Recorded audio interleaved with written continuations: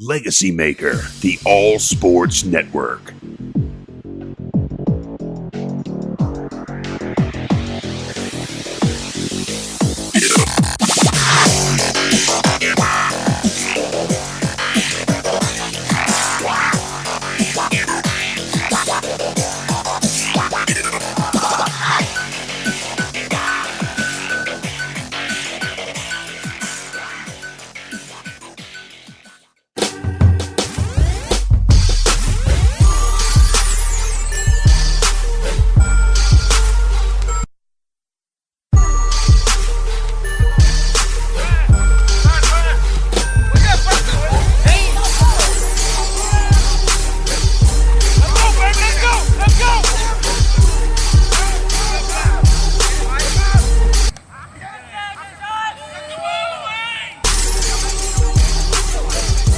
We up. Let's go. Come on. Hello, everybody. Darrell Owens, LegacyMaker Sports Network, and I'm here to bring you the first edition of Raider Pride 365. This is something that I've been wanting to do a long time, and this is a chance to bring you inside of Raider athletics. Now, we're going to do a little bit here and there, basketball, football. We're going to try to do track. We're going to try to do softball. We're going to do all those things, bring you interviews of players and coaches throughout the year.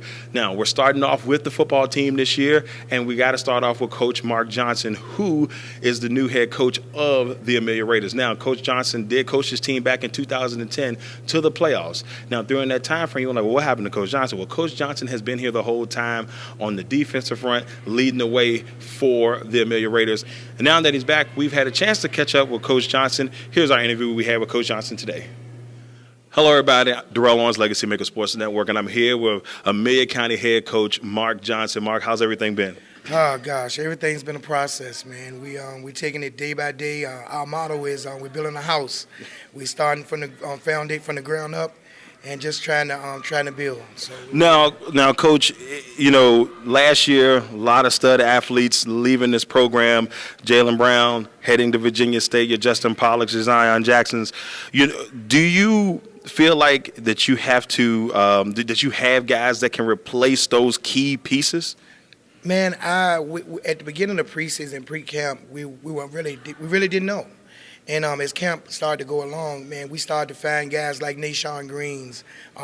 We all knew Seth Hawkins was a monster coming back. We lost a couple guys that said that they football weren't what they wanted to do with this year, so we lost them. So we picked up some guys. One guy came from New Jersey and played. He came to school late last year, so we didn't know what we were getting. But now, as things we starting to build our house now. We starting to see some guys that we're very unexpected. But our guys like Nashawn Green, Tank Marshall, those guys like that. We got Kwani. Those guys, I mean, we knew from JV Kwani would be something special, so we got our eye on him. And Alex Baker, of course, everybody know Big Alex. King of the two-point conversion. King of two-point conversion, man. This dude is a beast. He's a monster. He's been working. So, I mean, it's and Derek. Derek from JV last year, just seeing his maturity and how he's grown. So, I mean, we knew, but as far as like to really like to put it together, but now we're starting to see the fruits of our work, our hard work coming in. Now, Coach, is there a certain position, like I said, brand new city, but is there a certain position that you really like, the production that you're getting from right now?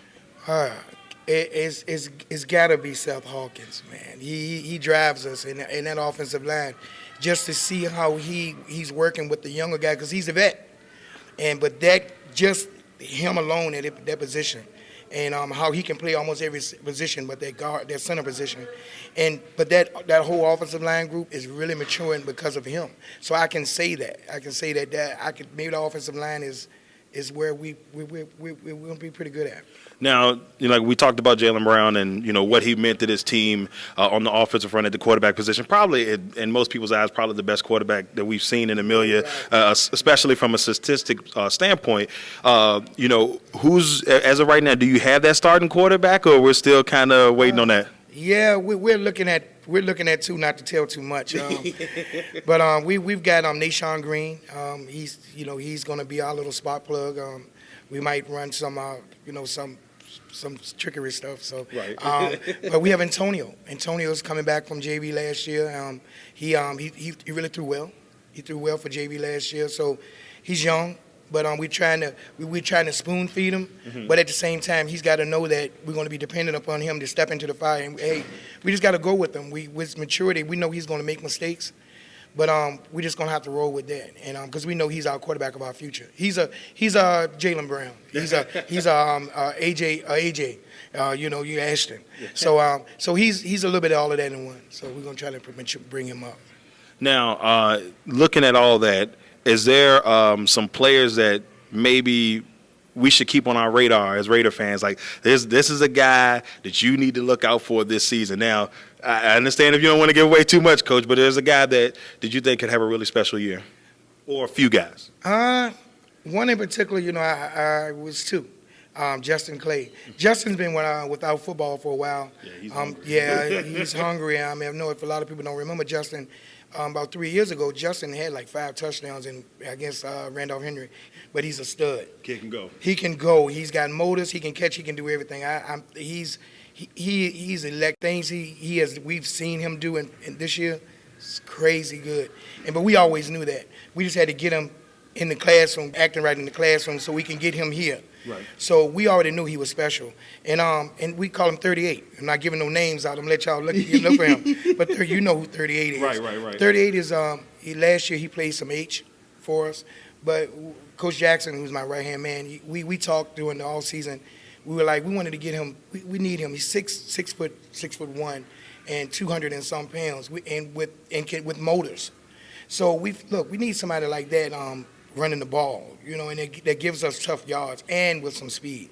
So I think those two really has been that they've really been that little shining, that little spark that we knew about, but when we got them out here, we're like, oh yeah, it could be something nice. So, Coach, do you have a message for Raider Nation? What can we expect this year from this football team? Expect us to be hungry. I think we're trying to prove that. Raider football still lives. We lost a lot of guys last year, but I think to talk with these guys that we're just as good. We had a lot of veterans that we lost, and I love all my kids, and we're Raider brothers for life. But I think this group is a little hungry because of the fact that all the pressure that hey, they expectations from last year, and like, oh man, it's a fall off. They don't look at it as that. They look at it as that, hey, this Raider football, and we got to keep that tradition on and keep it moving. It's not a letdown year for us. So I'm just telling Raider fans, it's a lot of excitement. Coach Jackson got this offense, got a lot of stuff going, and he's excited. I'm excited what he's doing. He's been, like I said, he's been with me all my life coaching football, and I put my trust him with everything.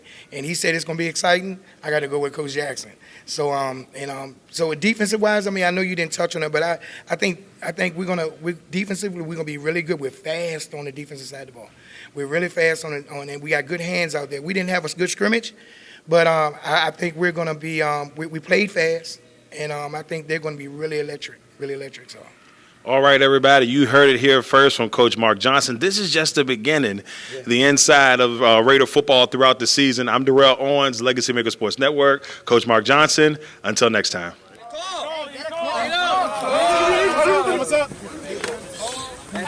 Hey, family on three. 1, 2, 3. LegacyMaker, the All Sports Network.